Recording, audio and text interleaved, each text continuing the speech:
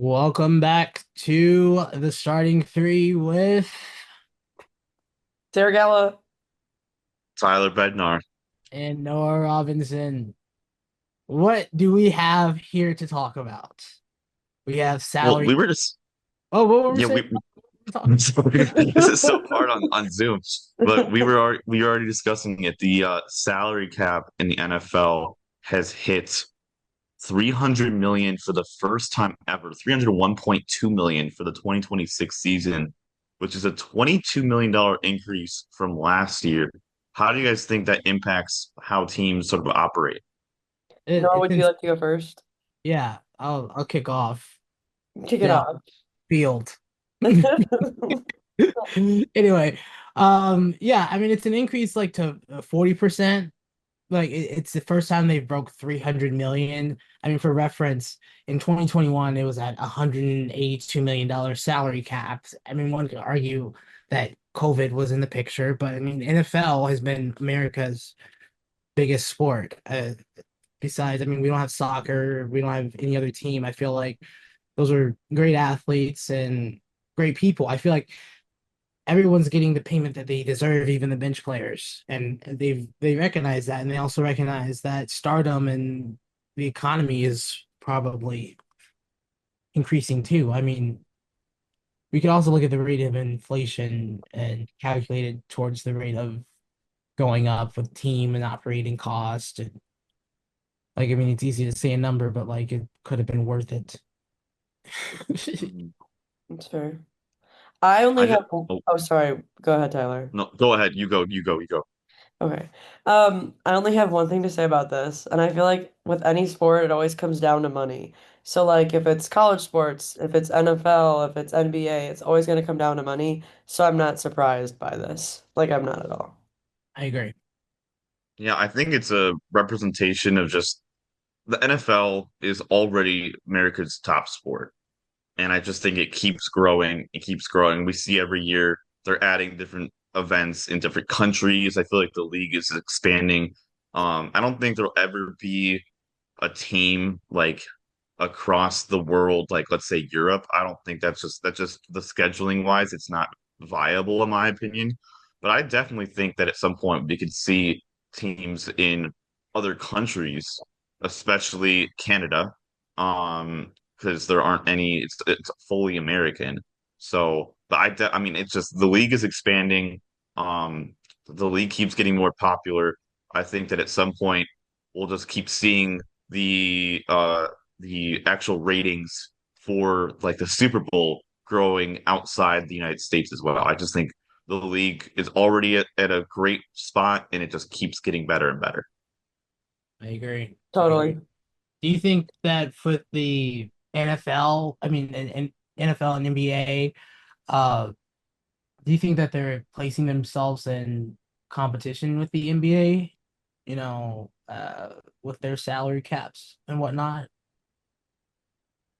I think every league is striving to be the NFL. Yeah. Um, Especially from a money standpoint. It's in my opinion easily the most popular sport in America. And the NBA, MLB, and NHL are all trying to compete with it. But I just think that the NFL's monopoly, especially from like September to December, especially when there isn't like hockey or basketball happening, or it's not as high stakes at that moment. I mean, it has a great spot calendar wise. Um, and it's Yeah, been the most popular sport for a long time. I feel like it's just continued to grow. And I think these other sports leagues are just trying to compete with it. I agree. Like even with Jerry Jones trying to brand, I mean, not trying, he has brand the Cowboys as America's team. So that's there's no other team that's branding themselves as America's team. Do we know like the salary caps for like, okay, football, but like soccer and like, I know do we know like, yeah, sorry.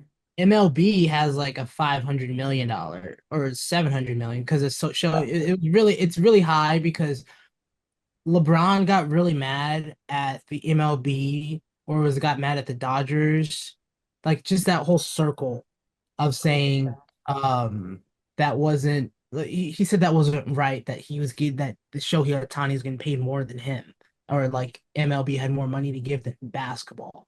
Um, so I do think that it, when you spread it across all boards, it comes down to viewership. There's more of the boomers still walking around watching MLB and baseball, and that's still coming around with their grandfathers. Baseball is still cheap to go watch. And if NBA, I mean, they want to charge everything. They want to charge the nosebleeds. They want to charge you to watch the games. They want to charge you to buy league pass. I mean, the NBA is not free to watch, but it's free to play. The Yeah. thing about baseball and MLB is there actually isn't a salary cap, and that's why Shohei is able to be paid this money. But the whole thing, I think this is a crucial moment for baseball because Oh wow. it's very big. So the CBA negotiations happening this upcoming off season are going to be huge for the sport, determining whether there even are games in 2027. Um, that's really big, especially for the Cubs because they are hosting the All-Star game in 2027. But what if the season doesn't happen?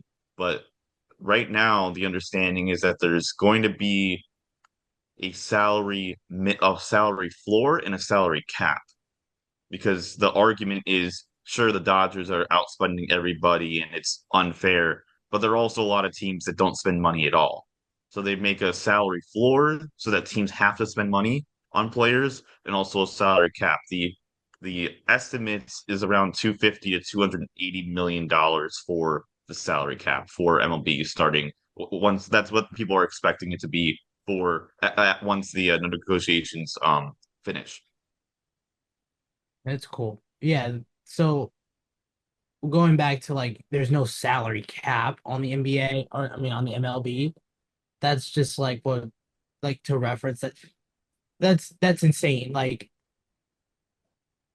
you could just pay anybody anything. I mean, I don't think that like the actual idea of paying anybody anything is insane, but like just the idea of actual like being paid for your talent, and Mm, that's cool. Like yeah. if something that you've worked on, there's unlimited payment, like due to your physical ability. Like it's pretty crazy. I'm looking at Spotrac.com. It's the MLB team tax tracker. The tax payroll for the Dodgers this upcoming season, 381 million with That's so much money. with a tax bill of 126 million dollars. That's the tax bill would almost be the amount that the salary floor would be.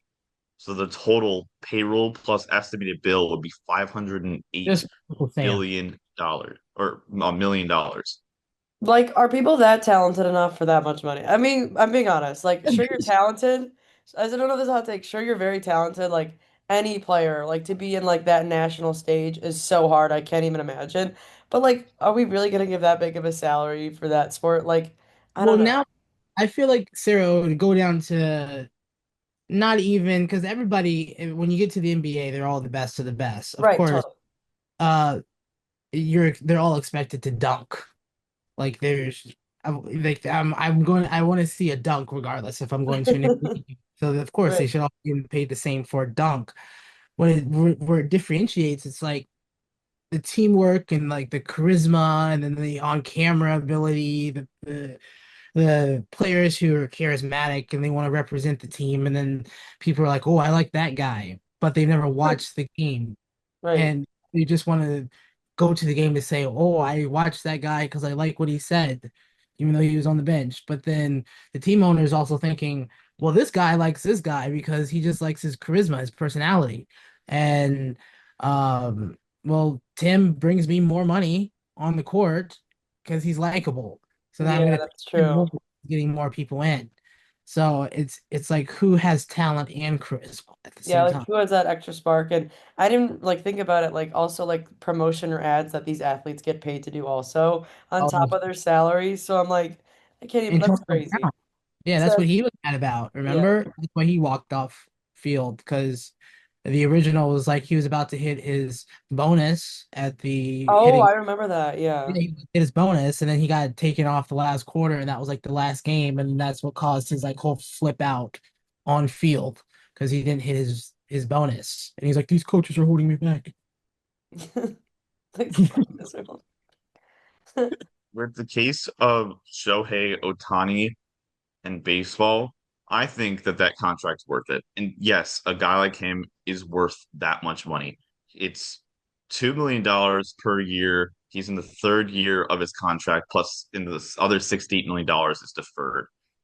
Now, the thing that people in the United States, I feel like, don't understand is that that contract has expanded baseball's reach even more. Like then, for example, an Ichiro coming to Seattle. Like Shohei, like baseball is the sport in Japan. There is a high school tournament that sells out big stadiums. It is literally so important. And there are so many stories you can read about how important it is and the things that you have to do if you're a baseball player and the training.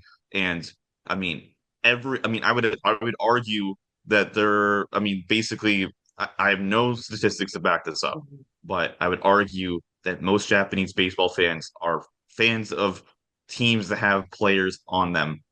For example, the Cubs have two.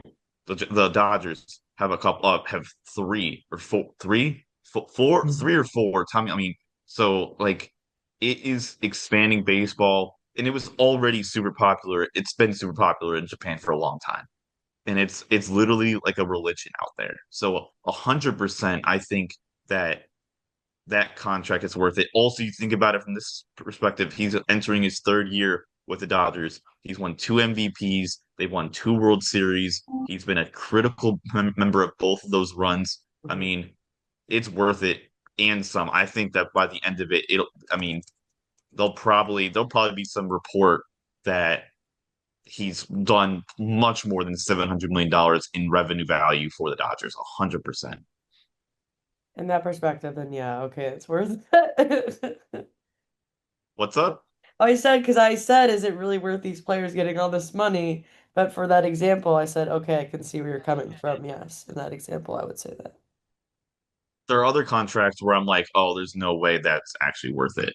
Um, but for him, 100, like it's not even a question. That contract is actually underrated. I mean, he's going to be worth so much. That's going to bring so much to Dodgers. And you talk about all of the championships that they're going to win. They're probably going to win another one this year. I mean, they're easily the betting favorite. Um, I do wonder what happens though with the Dodgers because they're already over $100 million over that projected salary cap.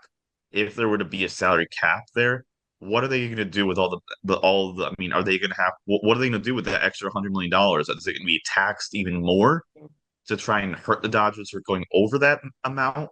It's like I don't know what's going to happen. I think and that was just raised more, I guess, more auditing and more insider information because if they don't want to get taxed, people start getting paid under the table illegal poker games. Illegal poker games.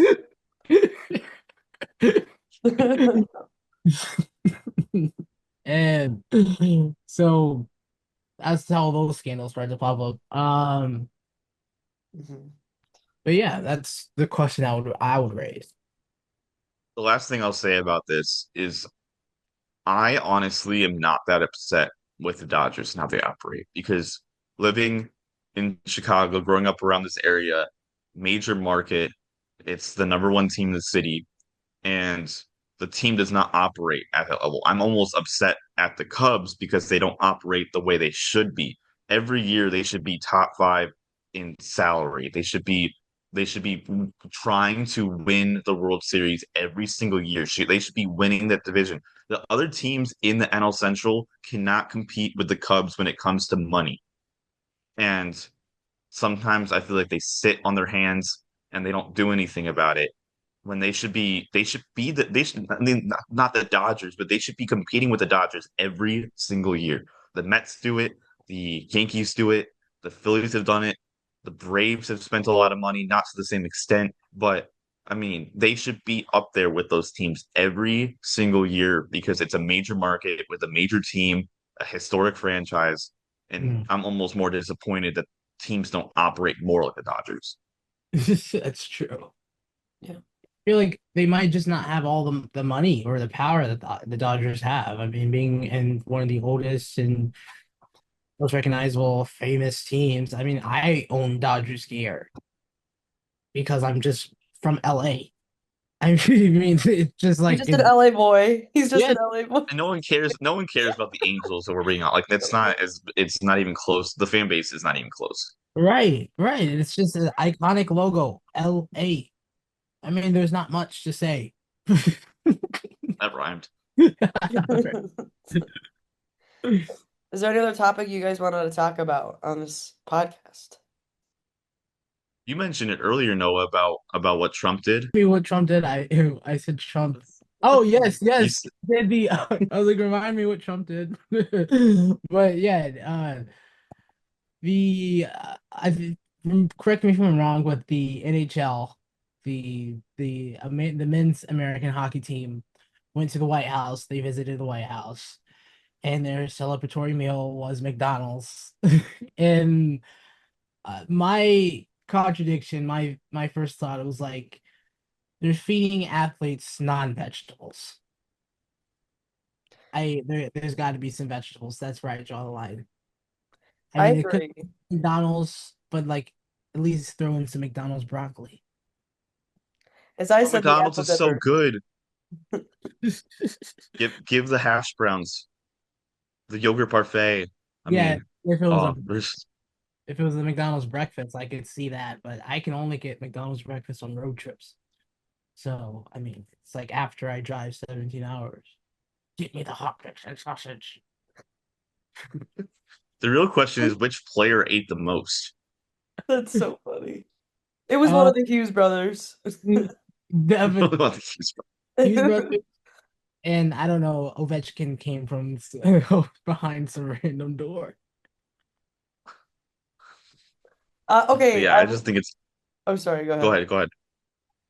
Well, we can finish this topic, but I was gonna ask you guys your opinion on the locker room situation at the end with like the phone call, because I found that kind of crazy. Like both teams won the gold, and then you talk about the women's team and like we have to invite the women, like you know what I mean? Like that's not cool. Well, I feel like yeah, that's not cool. I don't think that they shouldn't have done it as a second. Oh, and by the way, we need to invite the women. Yeah. They should have been like, let's celebrate with the women. Yeah. Like not even like I could see like, but from me being on a team and when I was on at University of San Diego and I was rowing, the men's and the women were separated, but we're still had a men's and crew, women's rowing and men's rowing side. But my coach would say we're gonna go over there with the women's team. But like he'd always emphasize the women's team, but it was just like we learned to say like the that wasn't like right. Like we had to like have classes to like say like Totally. hey having a good like a co-ed meeting like with everybody, not like saying oh the women's team's coming. Yeah, yeah, like that's crazy. It was just in terribly poor taste. And it felt like they were trying to diminish, like, oh, we have to invite the women too. Like it's like you're inviting your neighbor who like is like your friend, but you don't want them to be your Yeah, friend or like you can something. come if you want type of But thing. it almost like they were trying to diminish the women's team when the women's team like undeniably had a more dominant run. Like they only allowed 2 goals in in the entire tournament. Like they were incredible. They won They won games like 5-1, 5-0, 5-0, 6-0. And then the game against Canada was close, but I mean, that was an incredible run and there should be zero diminishing that. I mean, the Hellebuck got a Medal of Honor and I'm so why did not I can't remember the goalie's name for the women's team right now, but she should get one. I mean, she was amazing, Yeah. like the entire tournament. So it was bad. I did not like that at all. Yeah, I feel like that was when I saw that. I'm like, come on now. Like, and I know the female or the women in the Olympics won more medals than the guys for USA. And I'm like, Yeah, For the okay. sixth straight time. Yeah. 6 straight Olympics, the women in the United States have won more golds and more overall medals than the men. There was one, I forgot her. She was I think a skater or snowboarder, and she was asked a question, and she got two silver instead of gold, and he's like, "Are these two gold lost?" or something, and I'm like, or something like that. I'm like, who asked someone a question like that? Did you That's see that That was, interview? yeah, I think it was what, Eileen Gu. Yeah, that's who it was. Yeah, I mean, I just think for a lot, I think the coolest thing about the Olympics was Alyssa Liu, and her. I think her mental capacity has been really impressive. All the things that she's gone through, and then just her saying, you know, I don't really care what happens from a medal standpoint. All I want to do is give off a great performance and have people feel something. But for her to say that like, oh, that stuff doesn't matter, and all I want to do is like have someone, like have people feel something, and then she goes out and wins the gold. And I mean, I think she is on an incredible sort of like run. She's gonna have a lot of sponsorships. She's gained like 5 million followers since the beginning of the Olympics, Mhm. and I just think it's like a nice. It really is a showcase of a nice mentality that very few people have. Is that like almost that things aren't like don't worry about things that aren't in your control.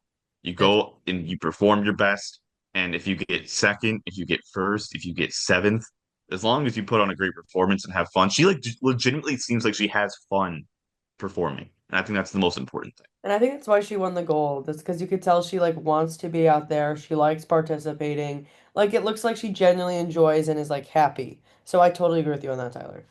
she enjoys what she's doing. Like Right. you get when you see someone having fun, that you have fun too as well. Yeah. Yeah, she Yeah, makes me want to skate 100%. now. Like I'm like, should I take some skating lessons and learn how to flip? I couldn't do that, but Ice rink at the beach. yeah, this week you guys want to go take skating lessons? Well, she's I think an interesting thing to look into. She's from the Bay Area. I believe Oakland is where she's from. And I wonder if there'll be in like years to come, if there'll be any reports that like the skating in that area has skyrocketed just because she's from there and has made it more popular. I feel like more people are seeing it than I don't know the metrics about figure skating popularity, but I do wonder if it's gotten more popular than previous Olympics because her stuff has gone viral all over the place. She got off her flight and there were people waiting outside like the plane as she was walking off. It was I've been like watching a lot of it. It's really cool stuff to see what she's done and then winning gold. I mean, it's awesome. Well, I think maybe that wraps up our episode if you guys are down for that or any more topics before we close it out. Yeah, we got 10 minutes left, so I have nothing else. I'm all wrapped up. I'm wrapped up as well. Well, this is Sarah Gala, Noah Robinson. And Tyler Bednar, and this is the starting three. I hope you enjoyed this episode, and we'll see you next week. thank you so much for tuning in. Peace.